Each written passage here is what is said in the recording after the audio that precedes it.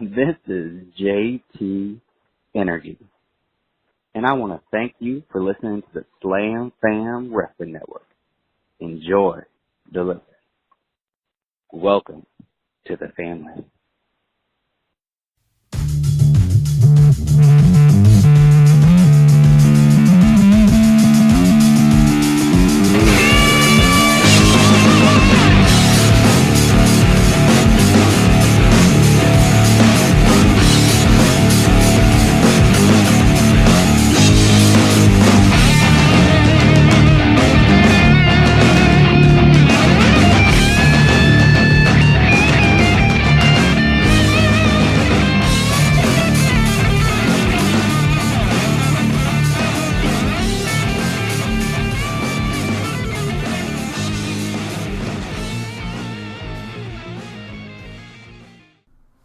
Are you ready for a podcast? Why? Well, why don't you pay attention to when we're Why starting? do you do that? Because it's a good. I think it's a good start. You set up stuff and don't even tell me you hit record. It's a hot open, Regal. No, it's not. It's stupid. It's a hot open. I'm gonna put up a Twitter poll and see if people actually. Are you ready for a podcast? Okay, I'm gonna put up a Twitter poll. Everybody tell Alex never to do that again. For the love of God, please. Ladies and gentlemen, welcome to Off the Chest of Timothy Regal. I am your host, the sexiest man in independent wrestling in the state of Iowa, from the neck up. What the hell? I am the sexiest bald... You just want me to start over, don't you? I am the Are you trying that hard to get me to start over? I am the sexiest bald man in professional wrestling from the neck up. I liked it better when you were the villain on the X-Men. Huh? Wasn't it?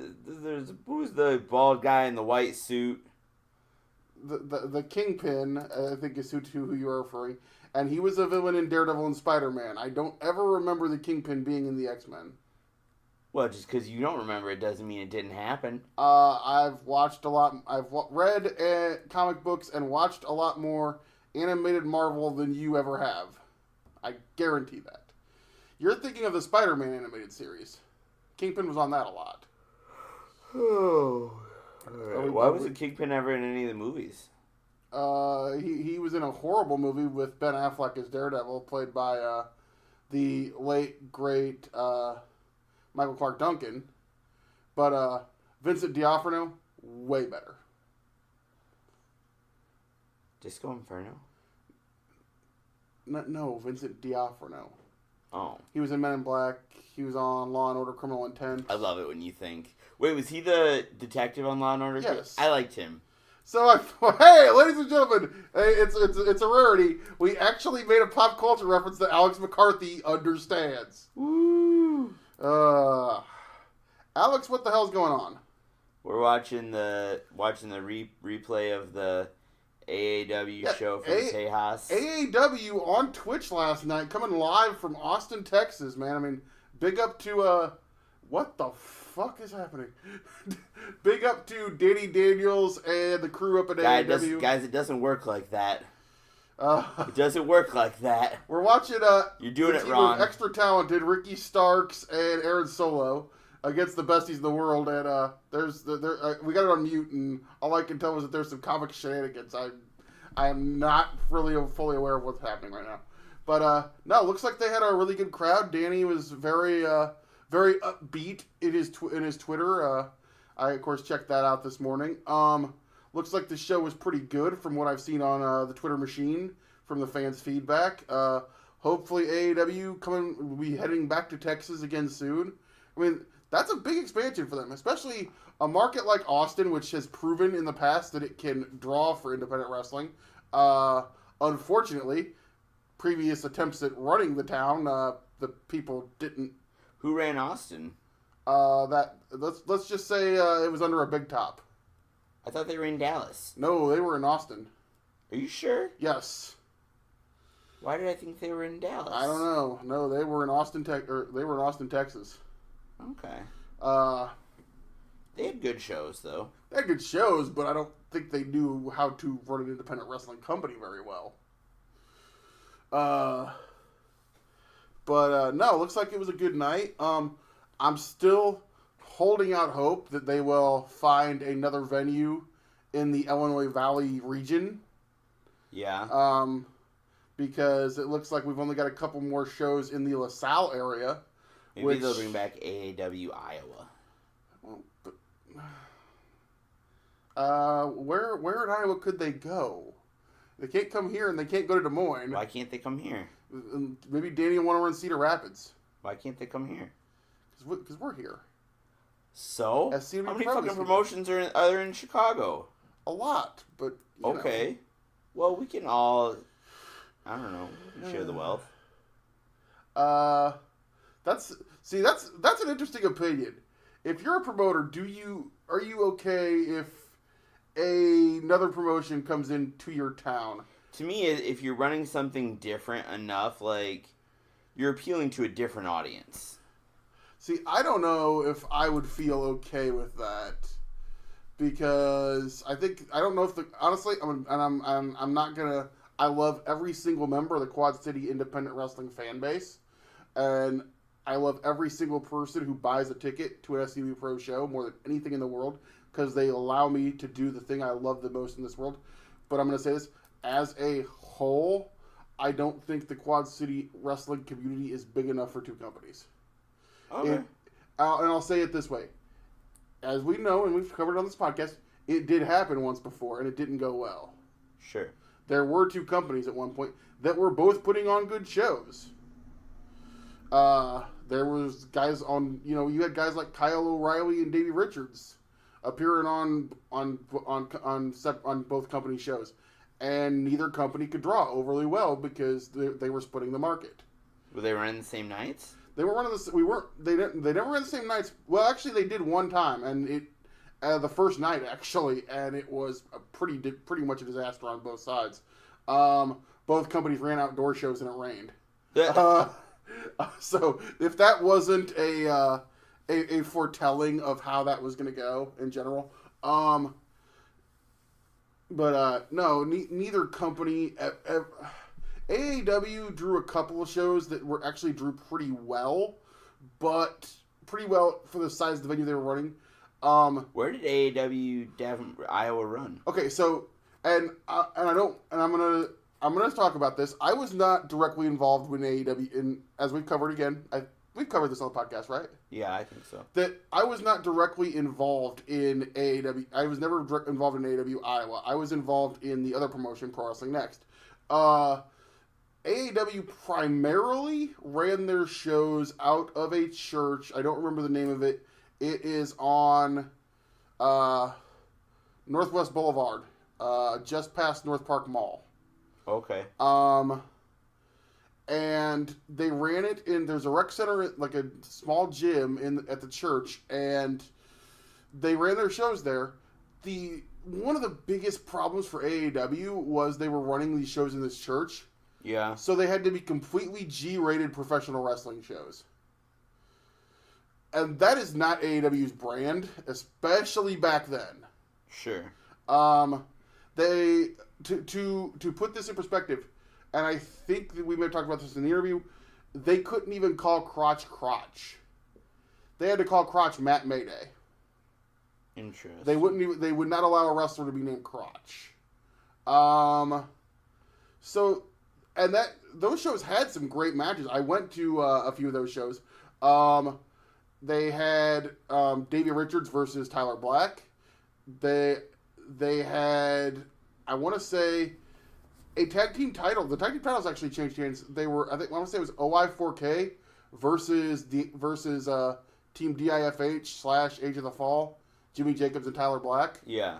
An angle that entertained the crap out of me was Dr. X versus Knight Wagner. Oh boy. Which Dr. X may or may not have been Derek St. Holmes.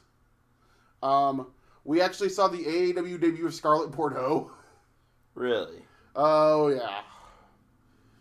Have I told you that story? No. Scarlett Bordeaux, the smoke show, the 10. She makes her professional wrestling debut in a promo segment, I believe. And she comes to the ring, and I am staring at her, instantly enamored. And the funniest thing is, my buddy that was with me is not looking at her. He is turned sideways, looking at me and laughing. Because apparently it was as close to the Looney Tunes cartoon version of, where the eyes bulge like 5 feet out of the head. Yeah. That's pretty much what he described it as. And, the tongue rolls all the way to the floor. Gross. Yeah. No. AAW really ran some good shows. PWN ran some good both companies ran good shows. I could actually pull up some results and look at it and say, these shows actually were still pretty good, even with split crews and all that. But unfortunately, for whatever reason, nobody ever gained the foothold that SCW had, and the foothold where they had enough for sustainability. Sure. And essentially, wrestling went away for about 2.5 years. Yeah. So, I mean, it is what it is. So, expansion, as far as having more than one company in a town, you would have to have enough of a fan base to make it viable. Des Moines, Iowa, has enough of a fan base. They have 2 viable companies. Yeah. I am not sure the Quad Cities could do that. Okay. I'm trying to think if there's any other place around that. I mean, outside of Chicago, St. Louis technically does have multiple companies, right? Yeah. Nobody really competes. There's nobody really competing with each other, but they do have multiple companies. I think for the most part they work together usually. Yeah, they're like Anarchy and PWCS and Glory Pro. What's the Glory Pro?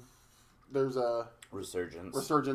So yeah, like St. Louis, all seems to work pretty well together. In Chicago, I don't think you have it as much as you used to.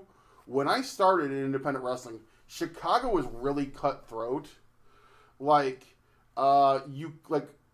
lot of the guys that I knew, the first company that I kind of became familiar with, thanks to Mike Andrews, aka Pickle, training there and getting to know Tony Rican, who I told somebody else was technically the first independent wrestler I ever met. They all worked and trained at a place called PCW. Trying to think of who all came through there. Egotistico Fantastico, aka Robert Anthony, Tony Scarpone, who went on to own Pro Wrestling Blitz. Some guys that are pretty well known in the Chicago area. You had to work exclusively for them, and you couldn't work for another company. I want to say it was a 60-mile radius. Jeez. From their home, they had their own training center / arena. Okay. You couldn't work within 60 miles of their territory, and they were in a big feud with a company called LWF, the Lunatic Wrestling Federation, which at the time... Isn't that where Punk and Justin Robertson got the start? That is where Punk... Yeah, that is where I was going. You jumped the gun. That is where CM Punk... Sorry, I asked a question I didn't know the answer to. CM Punk, Justin Roberts, Colt Cabana was there. That was like a backyard fed, wasn't it, though? It started out... Basically, okay, so the LWF actually kind of parodies SCW in a way that it wasn't so much a backyard fed. They were making fun of SCW? No. That's what parodies means. No, it was not a parody. What's like a reflection? Like a reflection. Yeah. It wasn't so much a backyard fed as it was a bunch of guys who started their own... They were an outlaw promotion. They started their own company. #Outlaw Mud Show. #Outlaw Mud Show. Thank you, Jim Cornette. We'll talk about that in a minute. But no, so the LWF is this company that essentially is a bunch of 18, 19-year-old kids that started their own company in, I think, about 2000 or 2001, including one of my best friends in the business, Ryan Boz. Yeah. Was on the shows. Like you said, CM Punk was on it with his partner CM Venom. Colt Cabana was started out there. Their commissioner was a guy named Billy Wack, who was an amazing promo guy. But as time went on, they actually got better. Danny Daniels actually was wrestling there when I first got into independent wrestling. Okay. A kid who I love more than anything, Eric Marks, who I've talked about on the show before, was wrestling there. His last name was Marks? Yeah, Marx. Oh. Any relation to Carl? No. Oh. I'm trying to think of who else was there. Like I said, Boz. But these guys got better. When I got into PCW, there was a big thing because the main heel faction of the LWF was a group called Three Rings. The Ringmaster, Grin, Botch, Machine, and Lethal Lee. And a girl named Lollipop. They all... Somebody's name was Botch? Yes. Jesus. It was a big deal because this group left the LWF and jumped to PCW. Oh. So there was when I got in and started going to PCW shows, all the boys would tell us SCW guys, don't go to the LWF, they're pieces of garbage and all this. And I didn't know anybody in LWF until I went to Revolution. Yeah. And that's where I met Punk, Boz, Marks, and all these guys. And I'm like, dude, what the hell's the deal with this? And basically what it is you had the people running LWF and the people running PCW having a pissing match with each other. Sure. And the guys who ran PCW were definitely from the older guys. They were from the old school, like, territory days of professional wrestling. Okay. So they definitely did not like these younger guys who ran LWF. It's one of those things. Didn't Psychotic Jimmy Blaze come from PCW? Jimmy Blaze came from PCW. Actually, the second show I went to was Blaze's last show before he left to form Classic Championship Wrestling, which ran in Dubuque, which is how you got into independent wrestling. Mm-hmm. So yeah, there is a connection there. But yeah, Dave Storm had already left by the time I got into. I loved Dave Storm. Yeah. Dave Storm had already left. Jimmy Blaze left on the second show that I went to. Which sucked for me because there was a tag team called the Rockstars of Jimmy Blaze, Tony Scarpone, and they had a valet named Juliet, and they were like the most over guys in the world at the PCW arena. So I thought they were like the coolest thing ever. Of course, I was a gigantic mark for the Three Rings. Yeah. Because Ringmaster cut awesome promos. Lollipop was a hot goth chick, and they did this crazy, insane circus gimmick, and came out to the Rage Against the Machine version of the Imperial March. So add that together, and it basically, the second I saw them, they were like the most over. I was and like I said, I'm just getting into independent wrestling, and I was a huge mark for like those guys in particular. Not that I'm not a huge mark today, because let's face it, I own.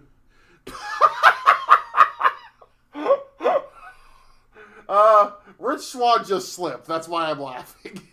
I wasn't even looking. Yeah, I just happened to look up the TV and Rich Swan slips. But no, so is in my fandom and in my newness to independent wrestling, I like worship these dudes.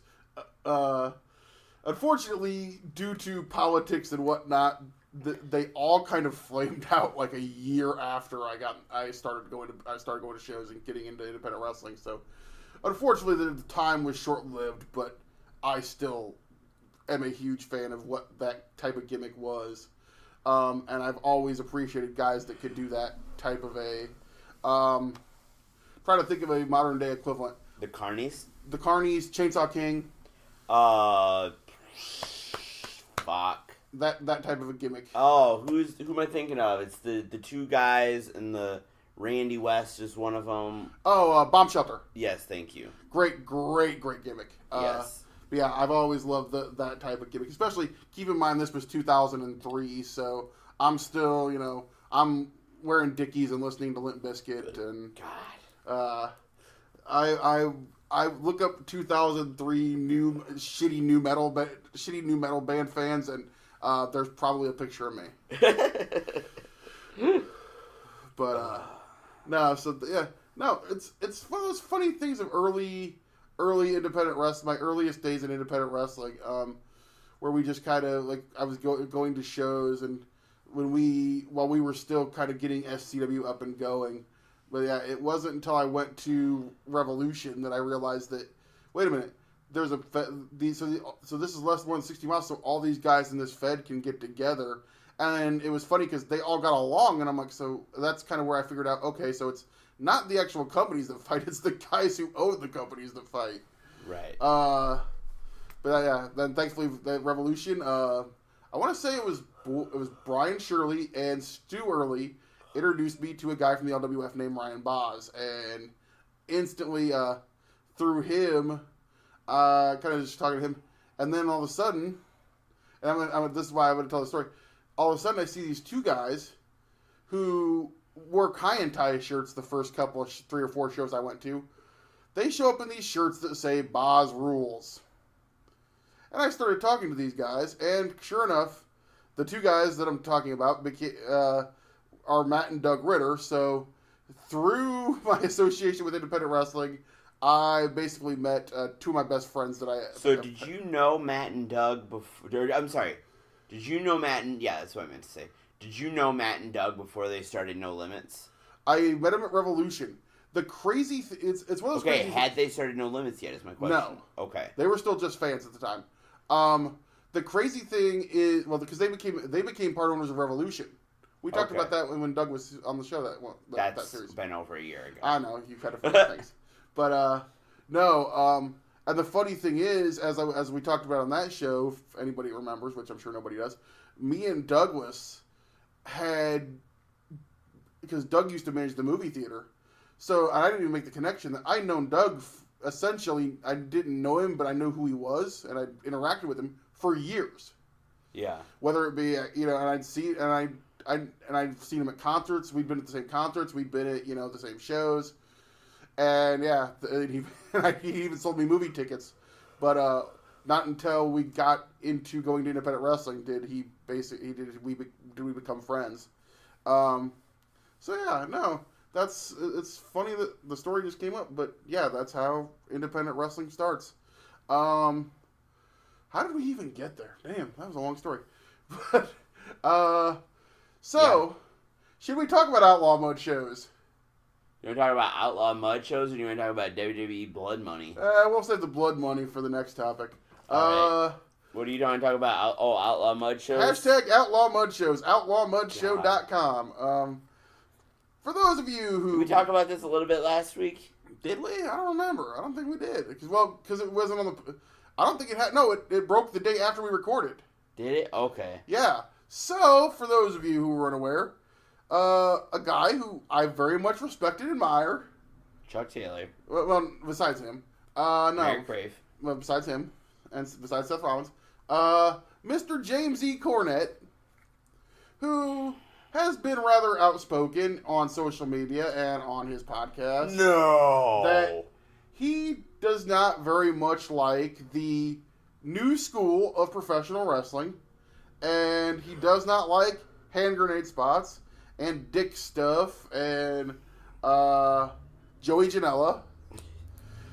He went on a tangent, on a little bit of a rant, and was posting about what he called Outlaw Mud shows. Essentially taking, I believe, I really do think this started out as him taking pop shots at Ian Rotten. And then people started sending him video clips of crazy things that had happened, like the John Wayne Murdoch Canadian destroyer through the apparatus of light tubes. I believe he posted the clip of the guy that did the dive and didn't hit the table and just went straight to the floor. The one who climbed up the side of the building. Oh, yeah.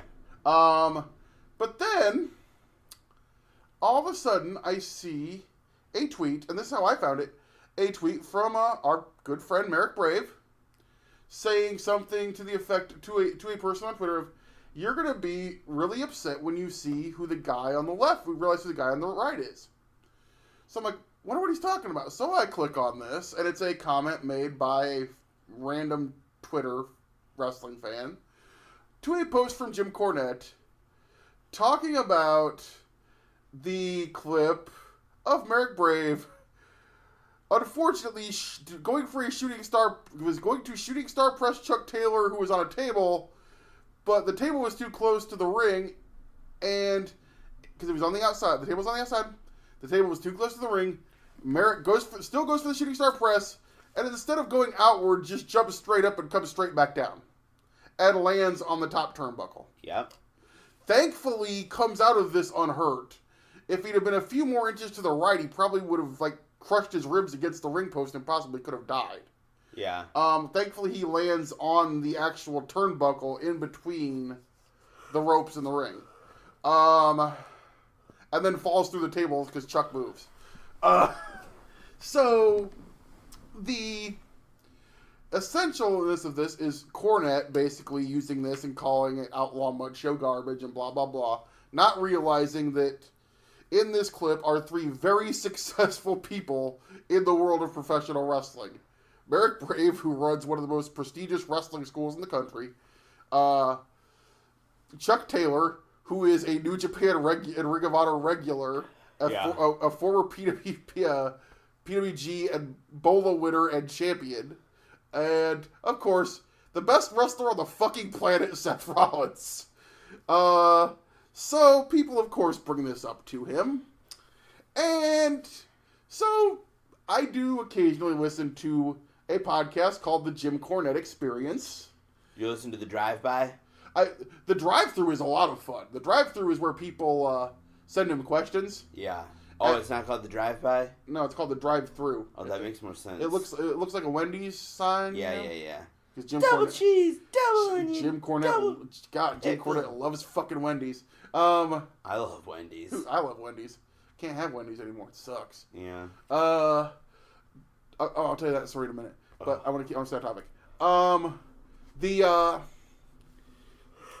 So Jim, as I listen to this podcast, and I will say this because I got a feeling I got a feeling this podcast is gonna get political at some point today. One of the reasons I love listening to Jim Cornette's podcast is Jim is very much a left-wing liberal in politics. He's a crazy liberal too, and we don't have a lot of those. He might be more liberal than I am, which is saying something. Most liberals are fairly you don't get too many screaming. The only person who might be more liberal than Jim Cornette that I know would be our former associate at Smohawk. But so I love listening to Corny because he doesn't like the current presidency and Congress and everything else. And of course he called out Mr. Brett Kavanaugh this week for what he is and how much of a complete dog and pony show bunch of bullshit that was. But of course I read the description and he said he was going to talk about Outlaw Mud shows. So I said, okay, we're definitely going to listen to this. Yeah. And he's going through talking about the various clips that he had ran. And he actually saved the clip of our buddy Merrick Brave and Seth Rollins, Tyler Black at the time, for the very last thing he talked about. Yeah. And Jim basically said that, yes, he realizes that one of the people in the clip was Seth Rollins, and pointed out the fact that essentially in the clip, Seth Rollins is just kind of standing there, but, I mean, he was involved in the match. Yeah. And basically says that, he's not surprised that one of the people is, as he calls him, the fucking idiot hand grenade guy, Chuck Taylor. and basically said he didn't know who the other fucking guy was. And said, I don't care who it is. They're all fucking idiots. They're a bunch of fucking morons. I don't know what the fuck they're doing. This isn't professional wrestling, blah, blah, blah bullshit. Yeah, there's no standing on the apron in professional wrestling, Rollins. We don't do that here. Get off the fucking apron. Called our boy... Spot monkey. Called our boy Merrick Brave a moron and a fucking idiot. Which, I mean, I'm going to say it. Jim is a legend in this business. One of in my opinion, the second greatest manager of all time. And he is entitled... No. Huh? No. The only manager better than him is Bobby. Bullshit. Who's better? Heyman, Sherry, Blassie. No. Yes. No. Whether you're letting personal feelings, I think, cloud your judgment on this. I just don't like his stuff that much. Oh, he was... Like, the whiny kid gimmick was fine, but other than that, he's kind of like, he just loud. Him managing the Midnights, to me, those promos that you would get on the Superstation at 6:05 on Saturday night were the best, were the best in the business, not done by Bobby Heenan. I think Heyman was better. See, here's the thing. I don't remember a lot of great Heyman promos. I remember Jim Cornette promos. Heyman was great. The promos I remember of Heyman were him as the guy running ECW. Not Paul Heyman, the manager.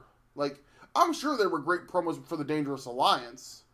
The introduction of Rick Rude promo and whatnot. But the one memory of Paul E. Dangerously I have as a manager is them attacking the Midnights, which Cornette was a part of.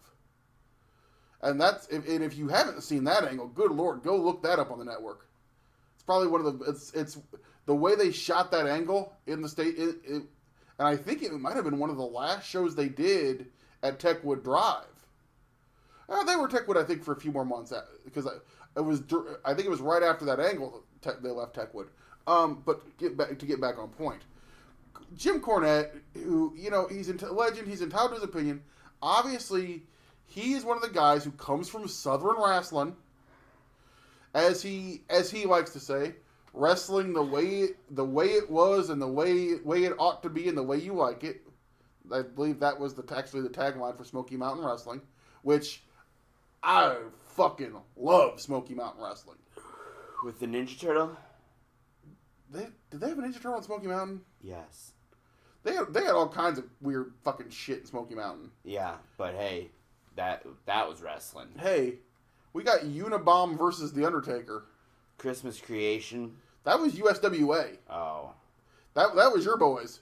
Yeah. The Christmas Creature. Wow. How did Kane... How did Kane make it? Kane had some crazy fucking shit. Now he's the fucking mayor of Knox County. Yeah, and we're gonna fucking send him to Saudi Arabia. Yeah, well, again, we'll get to that in a minute. But so the point of the matter is, fuck Jim Cornette. No. The point of the matter is, Jim Cornette is entitled to his opinion. However, I do not like the fact he called one of my best friends, a fucking moron, an idiot. And I'm sure, here's the crazy thing, I'm still going to listen to his shit because I think he's funny. I don't agree with him. He doesn't like Kenny Omega either, so, I mean, that's, God forbid. I don't get that. He hates the Young Bucks. I mean, at least you and him could have a conversation about that. Yeah. But I guess the point is, again, as we've said on this podcast many times, wrestling is a fucking buffet. You can like what you want. If you want to watch wrestling, you weren't here. It was when we were actually going to the Queen of Des Moines tournament, and Margaret Adele came because I got here before everybody, and Margaret Adele walked in and I was watching 88 Crockett TV. Yeah. And she said, "Why is it whenever we leave you alone, you always want to watch old ancient shit?" I'm like, "'Cause it's awesome and it's my childhood and it's what I love." However, I've been a nonstop fan of wrestling for 30 years, and I understand that it has evolved, and I've been open to other types of professional wrestling.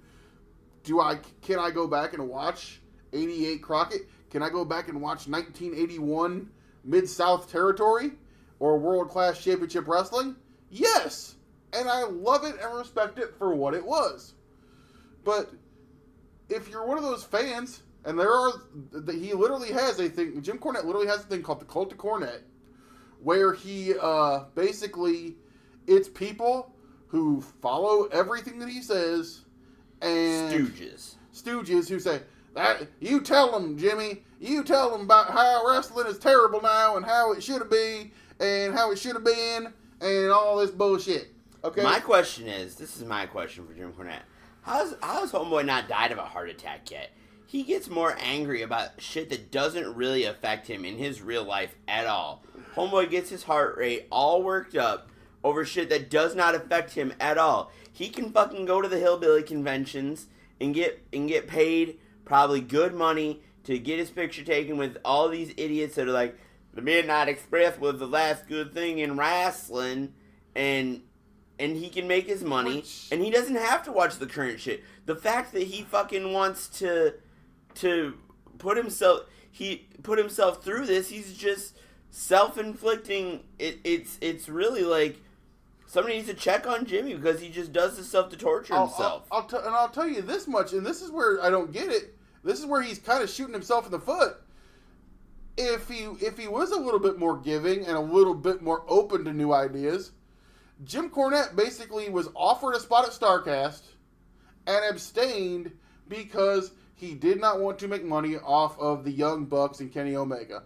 I applaud him actually for sticking to his guns, staying on brand, and not quote-unquote selling out, which is what a lot of his core audience would have said he had done. However... No, they wouldn't have. His core audience would have said, oh, it's okay, Jimmy. But if Jim Cornette's at StarCast, and you can do a promo with Jim Cornette, fuck yes, I'm paying for that shit. Jim Cornette's going to get money from me, because like I said, I think he's the second greatest manager of all time. I've met him before. I've met him and had a conversation with him. He is a very nice man.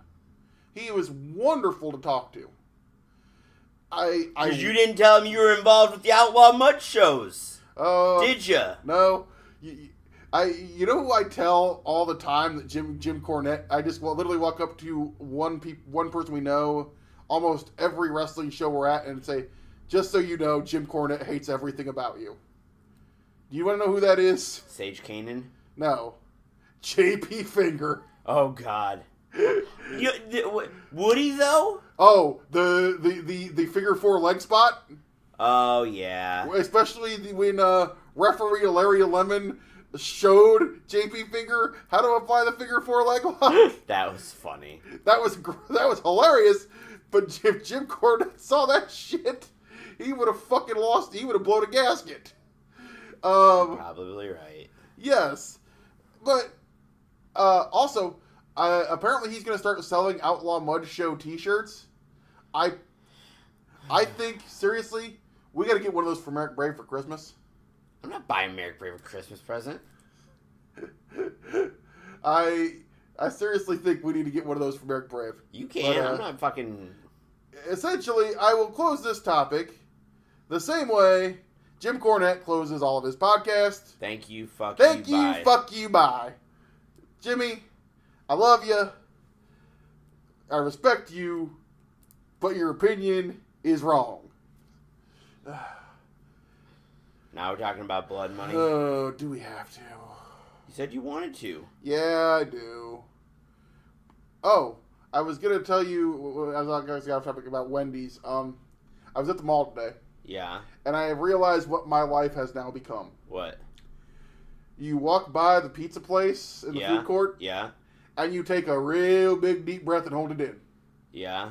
And you get all the smell and the taste in your mouth. And then you keep on walking. This is my life now, because you can't eat pizza. You can't eat Chinese food. But I am pleased to report that I weighed in at, well, fuck it. I've been open and honest with our listeners, right? I think so. You've never been open and honest with me, but that's beside the point. Oh, shut the fuck up. I have said the F word a lot on this podcast today, by the way.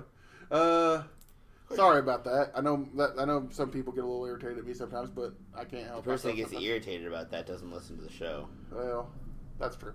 But no, I weighed in Monday at 449 pounds, which, if that's the first time you're hearing my weight number, seems like a lot, and it is a lot, but it is at least about 15 pounds, we think, possibly more, because I went with a starting weight that was a couple months old from the last time I had been weighed. So I'm about 15 pounds, probably closer to 20 now, down in about 1 month. That's pretty good. I have done DDP yoga every day this week. I believe I did 4 double sessions. My diet's good. My strength and energy and mobility has definitely improved in the first month. I'm feeling less pain. And I'm feeling definitely, and I had some compliments from a couple of coworkers that my general attitude seems to have improved. So, just want to let everybody know out there that even though the road is long, I am still kicking butt. So you're just saving your Sunday disposition for work? Well, I do this. What do I gotta do to get a sunny disposition? I am nice to you all the time. Okay. When have I been mean to you today? Okay.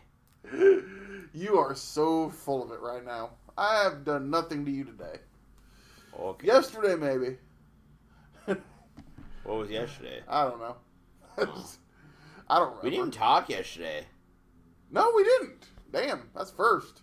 That's an unusual aspect of life that we don't talk. Yeah. I went drinking with Mark Storm last night. Oh, really? How was that? Good. How is Mark Storm? Mark Storm seems like he's doing pretty well. All right, good to know. Yeah. He's listening to this podcast, Mike Storm. Maybe. I hope he's listening. He said he's a little behind. He's been starting to listen to Something to Wrestle instead. Oh. He's like, man, that one episode was 3 hours long. Are you kidding me? And I was like, that's about average. That's. Although they've been shorter lately. They've been doing shorter episodes lately. Well, because they've been doing some. When they do like show topics, it's a little shorter. When they do like wrestler profiles, it tends to be a little longer. I think the show about Rikishi was about 2.5. Okay. Great episode this week, by the way, about Rikishi. Haven't listened to it yet. We're really good. Did you say by Rikishi? Rikishi didn't do a goddamn thing. About Rikishi. Oh. They cover a lot of good stuff in this episode. So they talk about the BDK. Yeah, talk about BDK. They talk about the Sultan, making Fatu making a difference. Oh god. God, that gimmick was fucking terrible. I want to redo that gimmick with Renato Sanchez with Sean Morrow as the manager. With DJ Sensational. DJ Sensational. In like a I want him to wear like a multicolored windbreaker. You know those 90s windbreakers? Oh, dude, I guarantee you. And a gold chain. No, I guarantee you, Sean Morrow's old enough. He's got some cross-colored and some FUBU jeans in his closet somewhere. Yes, that is what I want. They may not still fit, but they're probably in his closet. FUBU jeans probably still fit. Some Jenkos, not FUBU. Jenkos. FUBU was the shirt things. Jenkos. No, I guarantee you, knowing Sean Morrow the way that I do, he has got some cross-color T-shirts and some Jenko jeans and some I want Birkenstocks in his freaking closet right now. I want the multi. When are we getting Sean on? Are you gonna arrange that? Yeah, we'll talk to him Saturday. We'll get him on hopefully get him on the next few weeks. All right. As part of the Wicked Field of Unification tour. Wicked Field of Unification. Is that what we're calling this one? That's what I'm calling the it. Wicked Field of Unification. So I guess. Oh boy. Got my first real 6-string. I really. I said we got to talk about it. I almost don't want to. Oh god. So here's the thing, folks. We said on this podcast and on this Slam Fam Wrestling Network that we were not going to cover or talk about a upcoming show that the WWE is putting on. Well, I guess essentially we are reneging on this. We said we weren't going to promote it. We weren't going to promote it, and I'm not going to promote it. We're not going to promote it. I'm about to do the exact fucking opposite of that. Yeah. The WWE, for those of you who may not have been keeping track, even though most of you probably have, because let's face it. God damn it, if you're taking the time to keep up with this bullshit, you probably at least keeping up with WWE. They know that WWE goes to Saudi Arabia because if nothing else, it did give us one of the greatest fucking clips of all time. Titus World Slide. Yeah. Which I don't care what anybody says. God damn it, that's stupid. God damn it, that's funny. But, okay, so here's the thing, and I'll try to break it down. WWE signs a 10-year deal for millions of dollars with the country of with people in the country of Saudi Arabia. The Kingdom of Saudi Arabia, as it is called, and to run shows there as part of their entertainment and athletics coalition or whatever the hell it is. Basically, here's what's going on. Last week, a New York Post journalist... First of all, it was already fucked. Well, that country is already screwed up, and we'll get into that in a minute. I'm just going to kind of summarize the recent events, and then we'll kind of get deeper into that. A New York Post journalist who is an American, who lives in America, but is of Saudi descent, and has been a dissident of the Saudi government, was told to come back to Saudi Arabia. I believe on the possibility, that they were going to let him do interviews and, help him out. And as soon as he got in the country, he was literally hacked into pieces. Literally. Murdered by being hacked into pieces with machetes. Yeah. Now, here's where things get murky as far as a political stance and where pro wrestling becomes involved. The prince who people believe ordered the execution is the very person who is one of the main people responsible for the WWE being in Saudi Arabia. Yeah. This has caused a lot of people in Don't put your hands in front of your mouth when you're talking. Sorry, I do that a lot. This has caused a lot of people in the wrestling media to believe WWE should pull out of their agreement in Saudi Arabia. And it has now escalated to the point where members of the United States Congress and the United States Senate, on both sides of the political spectrum, Democrats and Republicans, have said that the WWE should pull out of this deal for the time, at least for the time being, and until this can be further discussed. Now, keep in mind that our president has not essentially said anything about this. I don't know if he is going to. Obviously, this is an issue that it goes much deeper than professional wrestling. Right. And the reason that I think and keep in mind that Donald Trump is obviously friends with Vince McMahon. And as a businessman, Trump will say that $25 million, which is apparently what they're getting paid for this show, is a lot of money to walk away from. Also, they could be held in breach of contract and end up in court.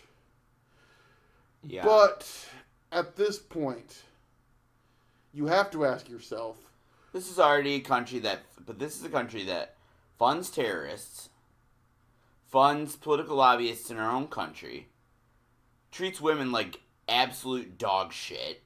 These were all things we knew before the journalist. And if you watch the Greatest Royal Rumble, there were some video packages that they played for about the Saudi Arabian people that were obviously pro-Saudi government propaganda pieces of bullshit. Right. That were almost laughable. Yeah, this country, and keep in mind, people, that I'm old enough to remember the first Gulf War where the U.S. teamed up with Saudi Arabia to go after Saddam Hussein, and I will tell you right now, the reason that they did is because the Saudi Arabians were worried that Saddam Hussein was going to take their fucking country too. Keep in mind that this country has funded terrorists. It's a well-known fact. Right. If you're the WWE at this point, you need to be asking yourself, who are we doing business with? Why are we doing business with them? How much money is worth essentially selling your soul? Right. I understand. A lot of money is a lot of money. And business is business. But at this point, in light of recent events, do you, as a company, have to say, maybe we need to rethink this entire thing? And I think they should. Here is what I think is going to happen, more than likely. They're going to run Crown Jewel. Because, A, the event's already completely organized, completely set up. There's a lot of money involved. Probably some of which has already been paid. They're going to do Crown Jewel, and then hopefully after that, get the hell out of Saudi Arabia and don't go back. I hope, for their sake, they're taking extra security. Well, especially when they're taking in an elected official. Yeah. They're taking a U.S. elected official. Granted, he's a mayor in Knox County, Tennessee, but he's still an elected official, an American politician. Yeah. Can you imagine the backlash if something happens to Kane on that trip? Oh, absolutely. If something happens to anyone. Well, right, but I'm saying, like, especially Kane. The only thing in wrestling that is more ridiculous than the WWE going to Saudi Arabia was when WCW guys went to North Korea. Yeah. And that gets, and the thing is, that gets glossed over. If we had social media in 1993, 94, whenever that show was, I don't recall. If you were to go back, like if we had social media back then, people would crucify. If that was now, people would crucify the company that did that. Yeah. Literally crucify the company that did that. Have you ever watched that show, by the way? No. It's very interesting to watch. Why? First of all, it's got Antonio Inoki versus Ric Flair on it. I knew that. I've watched that match actually several times. Great match. The crowd is huge. Yeah. Apparently, the crowd was pretty much politically forced to be there. This is in North Korea. Yeah. Now, here's the thing about the Saudi Arabian show that they're having. It was very quietly moved to a smaller venue last week. Did you see that? No. No, they actually moved to a smaller venue because apparently the tickets are not selling as well as they had hoped. So they're probably going to... I told you what I thought was going to happen. As soon as the fucking Crown Prince finds out that Mojo Rawley's not the Ultimate Warrior, they're going to cut Vince up. Let's hope not. Let's not make jokes about people getting cut up. That's not... Why? I mean, we're going to go there. We're not going to do anything about it. We're not going to... I mean, I don't think there's much the WWE can do as far as, changing politics. But I think what they can do is get the hell out of the deal. Do whatever you got to do. Get the fuck out of this deal. Do not go back to Saudi Arabia. The thing is I don't think how much money is worth what may invoke your wrestler's safety. Also, as we've talked about before, if you're a worker, do you even want to go? I can't believe there's not more internal protest. I'm sure there is. But these guys are under contract, and they're getting paid a lot of money. I don't want to speculate on people who may not want to go. Obviously, there's one person that couldn't go even if he did want to. Well, and I was just about to bring that up. Because this kind of gets glossed over. Obviously, you know that women can't go. Thanks, Regal. Women. If I'm the WWE females, I'm happy that I don't gotta go to Saudi Arabia. Right, but it's still also, fucked that your company's willing to run there. Well, yeah, And the one that gets glossed over is the fact that Sami Zayn was not on the Greatest Royal Rumble because he would have been murdered. Because he is Syrian, and they literally would murder him if he went into the country. Right. But that's okay. We'll make some money, right? So you really... There's... It's... The whole thing's fucked. It's a fucked up situation. It's... Business is business, making money is making money. But where does a moral obligation stop you from doing business with a country that essentially is an ass-backwards piece of fucking shit? Right. And I understand. There are millions of people in this country, in that country, that are good people. I believe that. Probably. But the people that are running that country, the people who hack up a journalist for saying bad shit about the country and make it illegal to basically have freedom of expression and freedom of opinion, they're fucked up people. Yes. They're bad people. Yes. Don't do business with them. No. That's the long and short of it. And it sucks because Shawn Michaels is going to wrestle. I want to see Shawn Michaels wrestle again. I want to see Taker and Kane one more time as the Brothers of Destruction. I want to see Seth Rollins, and I want to see Roman Reigns, Brock Lesnar, and Braun Strowman. The card actually is a really good fucking pay-per-view card, but it's in a country and on a show that I don't want to support. There are people that we know that have canceled their WWE Network subscription. Yep. Now, however long you cancel is up to you, and I guarantee most of those people that cancel will come back at some point. But, and I think there is a thing of, and I've actually scoffed whenever there's been, oh, that pay-per-view was garbage, cancel WWE Network. At this point, I don't blame people if they want to do that. Not for this. Because it's the only way to make a statement to this company. The only way to hurt that company is in their pocketbook. The only way to make a statement is to take money out of their pocket. Yeah. That's what I just Whether it's for a month, whether it's for 2 months, whatever, 3 months, 4 months, whatever it is, the only way to hurt the WWE is to take money away from them. Exactly. But you all right? I've never thought about canceling my networks. I've been down with the network since day one, and I've never thought about canceling more than I have. I'm gonna be honest with you. Week. I'm not gonna do it. The only reason I'm not gonna do it, though, is because Evolution in a couple of weeks. There's still the classic content that I've talked about this before. I've got about 4 different binge watches going at the same time on the WWE Network.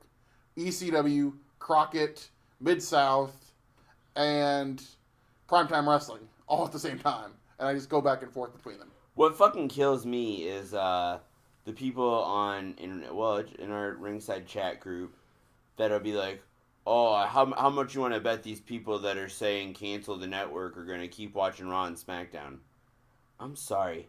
If you have the WWE Network and you would get rid of it and continue to watch Raw and SmackDown, how much do you hate yourself? Because Raw and SmackDown are fucking miserable to watch. SmackDown's been okay lately, but no, either way.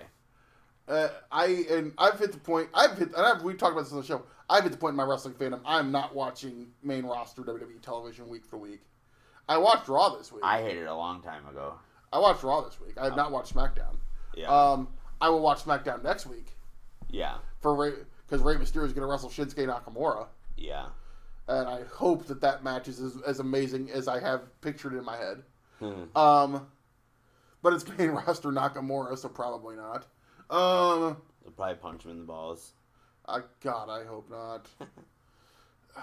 But it's to a point where people are canceling their WWE Network subscription to essentially try to make a political statement. And You know what I'm going to tell you to do? You know what the political statement is? What?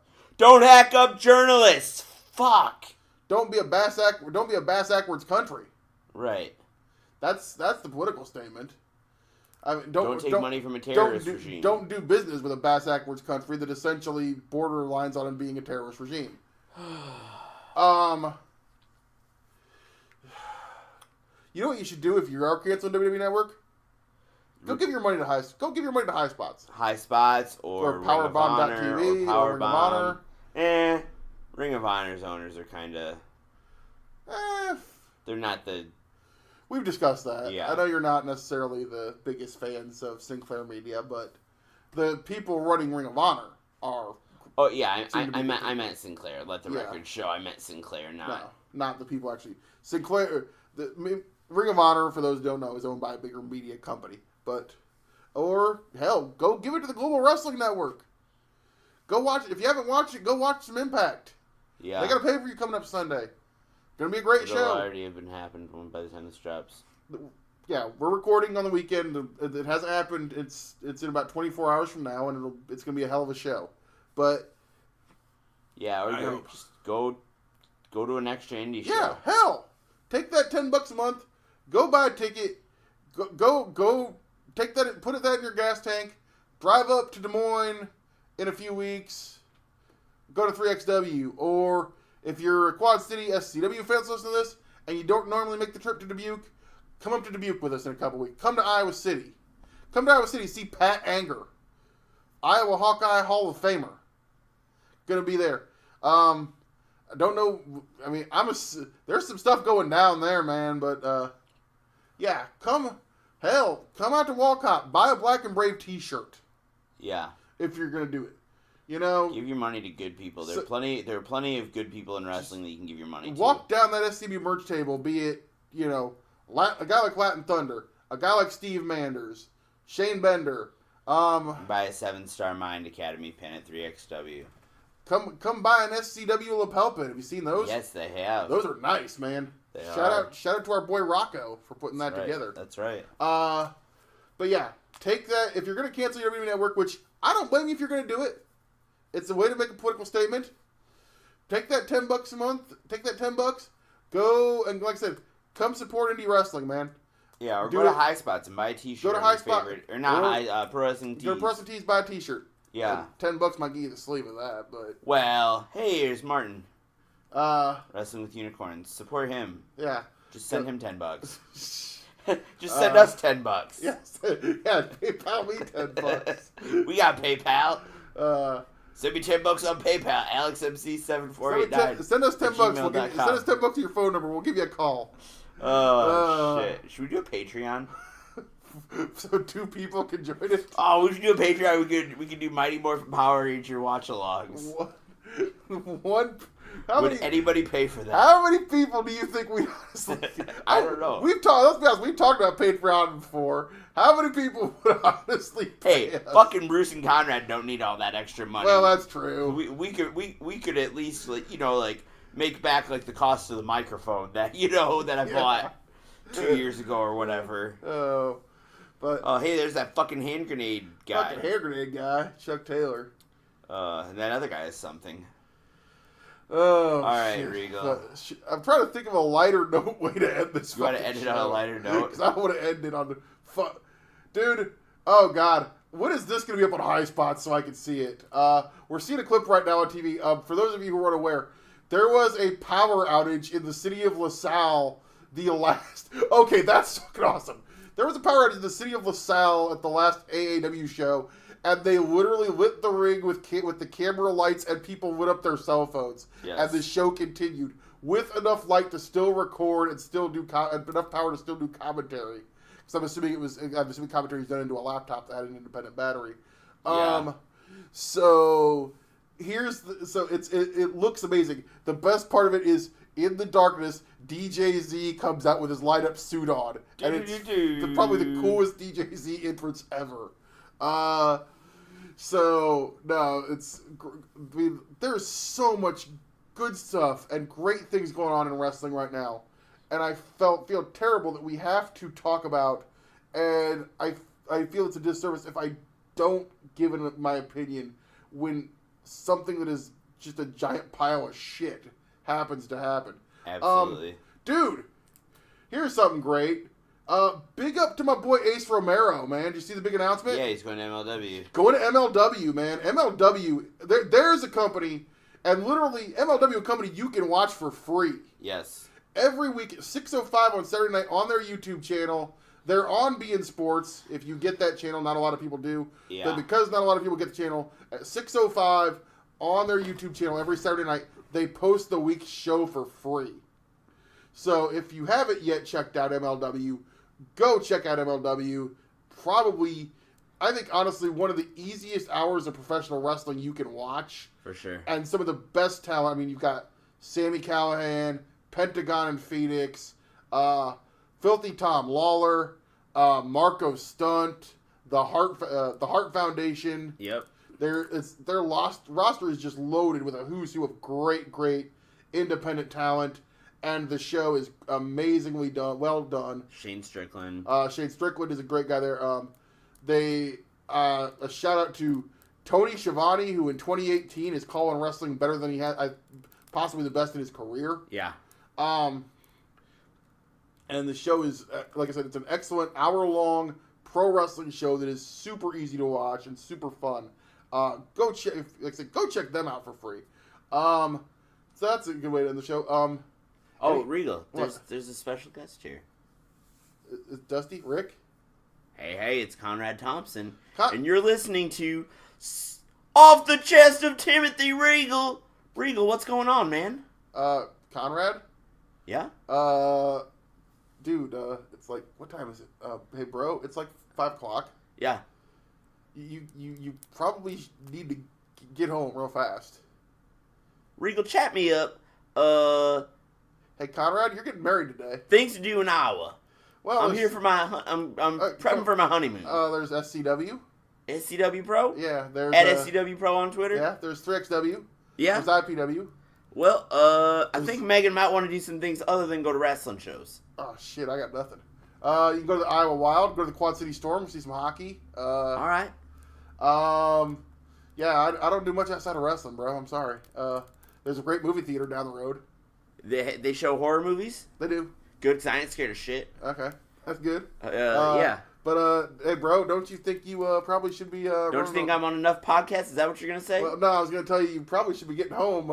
You should be getting married to Megan right about now. Hey, it's Conrad Thompson. And you're listening to Off the Chest of Timothy Regal. All right, Conrad, see you later. All right, we'll see you later, Regal.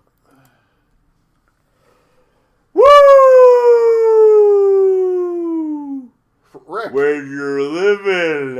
Hey, Rick. Regal. What's going on? And Conrad was just here. I know. You might want to catch up. What? Catch up to what?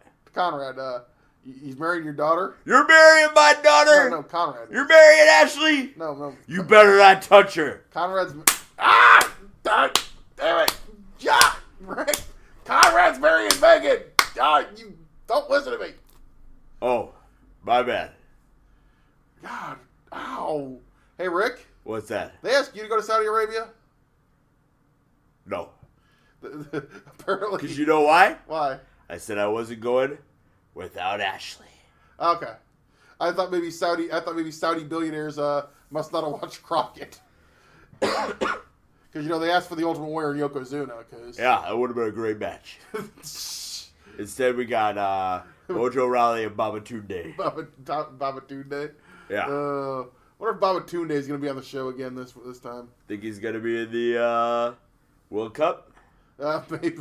You never know. You never know. All right, Regal. You better get to the wedding, Rick. I better get to the wedding. We'll talk to you later. All right. Let me tell you something, baby. Dusty. It's the American Dream, Dusty Rhodes, live and living in color with you will. Dusty, I'm glad you're here. You know, Regal, I'm a little disappointed in you. Why? I've been checking my P.O. box. I've been checking around social media, if you will. I had a birthday this past week. I saw that. Did you wish me happy birthday? I talked to Alex about that. You gonna sing to me? Happy birthday, Dusty. I want you to sing to me right now, baby. Happy birthday to you. Regal, stop right now. That's terrible. You know, there's only one person who can sing Happy Birthday to the American Dream. Sweet Sapphire? It's my good friend, Mr. Paul Bearer. Happy birthday to you. Get out of here, Paul. Oh, yes. A happy birthday from me and my Undertaker. Where's Margaret to chase Paul out of here? That's her job.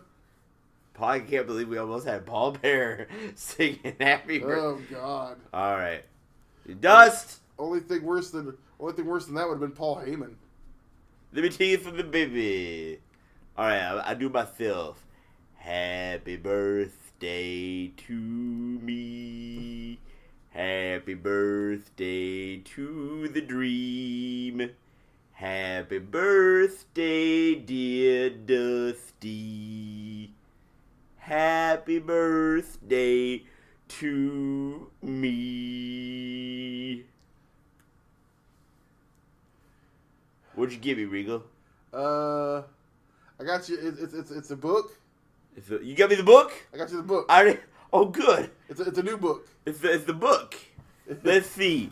MJF defeats Timothy Regal. David Starr defeats Timothy Regal. Raven defeats Timothy Regal. Bill Goldberg defeats Timothy Regal. I don't ever win. I don't know, baby. I just... Who booked this shit?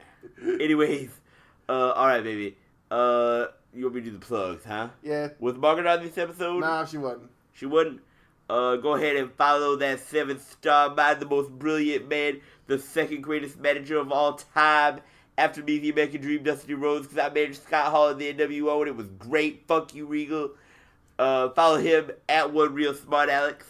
Go ahead and follow Timothy Regal at Off the Chest TR. Go ahead. That's the show, Dust. I don't care who follows you. I'm at SCW Regal 444. Yeah, you want to do the plugs? No, you go ahead. You go ahead, finish it.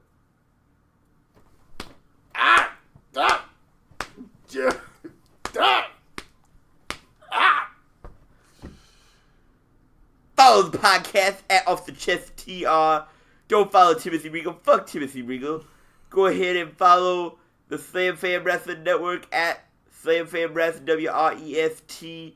Go ahead and follow, like us on Facebook, the Slam Fan Wrestling Network, and follow Slam Fan Wrestling at Slam Fan Wrestling on Instagram. Alright, baby, that's all I got for this week. We'll see you at the show. Folks, don't forget to join us SCW Pro this Saturday night coming up in Walcott, Iowa. Wicked Waves.